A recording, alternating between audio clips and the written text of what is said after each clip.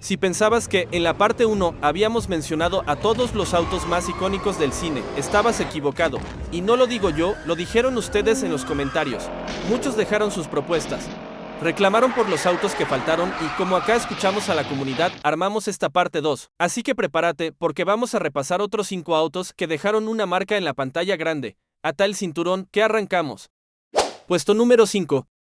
En un mundo donde el combustible es religión y el desierto no perdona, solo los más salvajes sobreviven. En esa tierra sin ley hay un rey solitario que ruge con voz de V8, el Ford Falcon XB GT modificado conocido como el Interceptor. Este auto no se fabrica, se construye con furia, desechos, metal oxidado y una voluntad de seguir avanzando. Originalmente un muscle car australiano de los años 70.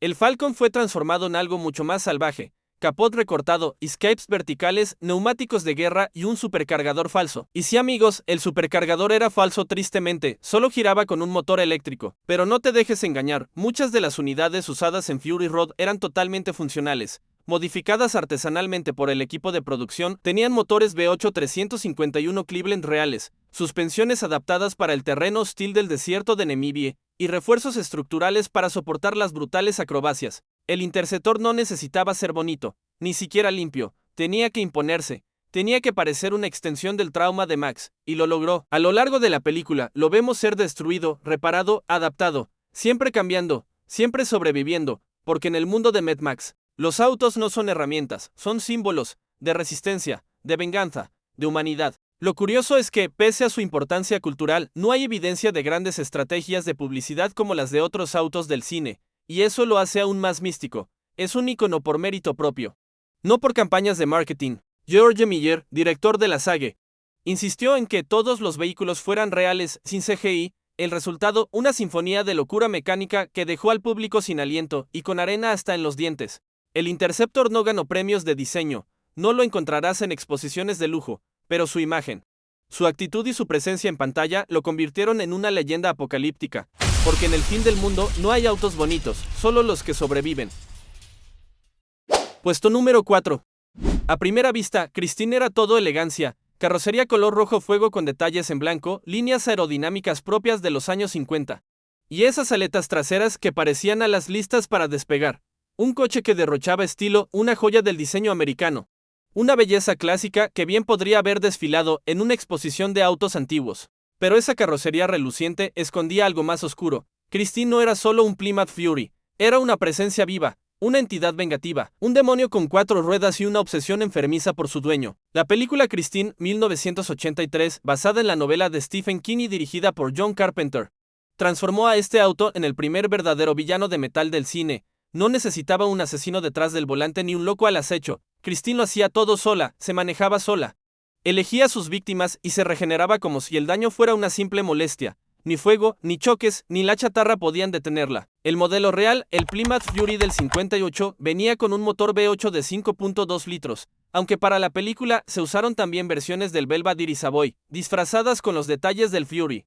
Porque conseguir suficientes unidades idénticas para destruir era casi imposible. En total, se utilizaron más de 20 autos. Y muchos de ellos terminaron hechos pedazos durante la producción, un sacrificio mecánico digno del cine de terror. Pero lo más perturbador de Christine no era su velocidad ni su fuerza bruta, era su voluntad, su celosía, su capacidad de posesión. No era simplemente un auto endemoniado, era una amante posesiva, capaz de matar por amor y devorar a cualquiera que se interpusiera entre ella y su dueño. Y esa relación enfermiza con Arnie, el joven que la restaura y termina consumido por su influencia. Fue lo que elevó a Christine de simple objeto maldito a leyenda. No era solo una historia de terror, era una tragedia sobre la obsesión, la soledad y el poder destructivo de aquello que creemos controlar. A diferencia de otros autos del cine, Christine no nos hacía soñar con manejarla, nos hacía dudar si alguna vez querríamos tenerla cerca, su rugido gutural, su radio que se encendía sola para poner viejos temas de los 50 con mensajes escalofriantemente precisos, sus luces encendiéndose en la oscuridad como ojos enojados. Christine era un personaje más, uno de los más memorables y temidos del cine de terror.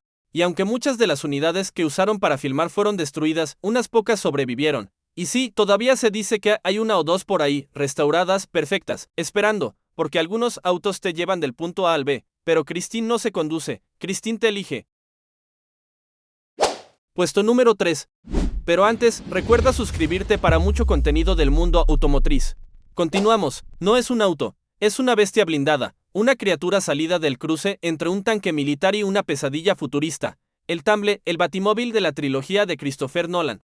Es todo lo que Batman necesitaba, intimidante, funcional y absolutamente único. Diseñado desde cero por el equipo de producción de Batman Begins. Este batimóvil dejó atrás las curvas estilizadas y caprichosas de versiones anteriores para mostrarnos algo brutalmente real.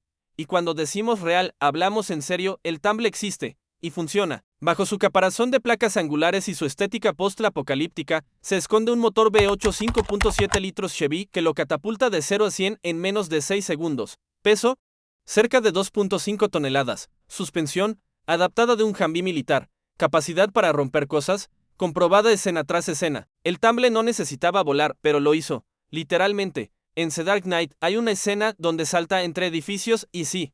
Lo hizo de verdad. Nolan evitó el CGI en la mayoría de las secuencias. Por eso el Tumble fue construido con una estructura reforzada. Neumáticos off-road y sistemas hidráulicos que le permitían hacer maniobras imposibles para cualquier vehículo urbano. Bueno, para cualquiera que no tenga millones en el banco. Se fabricaron varios Tumble para diferentes tomas, uno para velocidad, otro para saltos, uno más para primeros planos. Y claro, había una versión más pequeña, a control remoto. Para algunas escenas peligrosas porque hasta Batman necesita un doble a veces, más que un medio de transporte. El Tumble era una declaración, Gotham necesitaba un símbolo, y este no venía con alerón ni luces de neón, venía con neumáticos de Tractor y la capacidad de desaparecer en modo sigiloso. Un vehículo que no solo redefinió al Batimóvil, sino que lo volvió una amenaza. Puesto número 2. No tenía nitro, no tenía spoilers ni luces LED, ni siquiera tenía una banda sonora épica de fondo. Pero cuando Steve McQueen se sentó al volante de su Mustang GT Fastback 1968, todo el cine cambió para siempre. Verde oscuro, sin calcomanías ni adornos. Era pura esencia americana. El auto era como su conductor, sobrio, directo, sin necesidad de hablar para imponer respeto. El Mustang de Bullitt estaba equipado con un V8 y 325 caballos de fuerza, con caja manual de 4 marchas y una tracción trasera lista para morder el asfalto de San Francisco, y lo hizo, durante más de 10 minutos inolvidables. Protagonizó una de las persecuciones más crudas y auténticas del cine.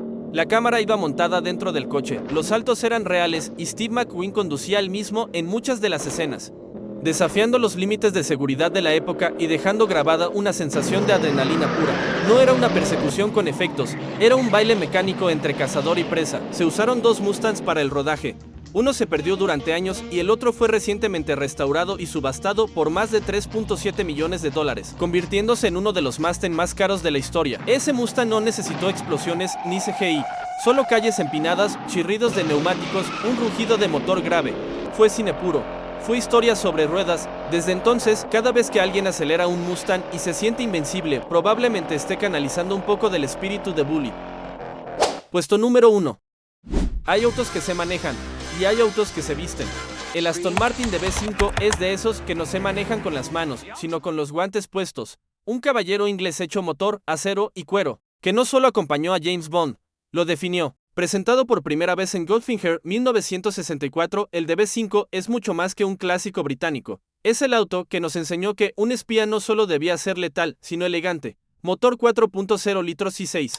282 caballos de fuerza, tracción trasera y una caja manual de 5 marchas que rugía con moderación como quien no necesita gritar para ser escuchado. Pero lo verdaderamente inolvidable eran sus gadgets, ametralladoras ocultas tras los faros, matrículas rotatorias, teléfono integrado, asiento eyectable, botones secretos. Era un supervehículo antes de que Marvel pensara en sus superhéroes. Durante décadas, el DB5 volvió una y otra vez a la saga, como un viejo amor que nunca se olvida. El auto envejeció con Bond y con nosotros. Como un buen whisky, se volvió más valioso con los años. Para las escenas más peligrosas se usaron réplicas exactas, con chasis de fibra y sin motor. Otras versiones fueron prestadas por coleccionistas o recreadas desde cero por Aston Martin para la producción. El DB5 es un ícono no solo por lo que era, sino por lo que representaba: clase, sofisticación y letalidad con estilo. Porque en el mundo del espionaje, o matás con elegancia o no matás. Y ahí los tenés, 5 autos que no solo aceleraron en la pantalla, sino que dejaron huellas en nuestra memoria cinéfila y fierrera, cada uno con su propia historia, su propio rugido y su propio lugar en el corazón de quienes los vieron brillar. Si llegaste hasta acá, ya sabes, este video lo hicimos juntos, gracias a sus comentarios y sugerencias, y todavía quedan muchos más iconos por repasar, Así que te leo abajo, ¿cuál nos faltó esta vez? ¿Cuál debería estar en una parte 3? Dale like si te gustó, suscríbete si quieres más contenido como este. Y activa la campanita para que YouTube no se olvide de ti la próxima vez que subamos un nuevo video. Gracias por ser parte de esta comunidad.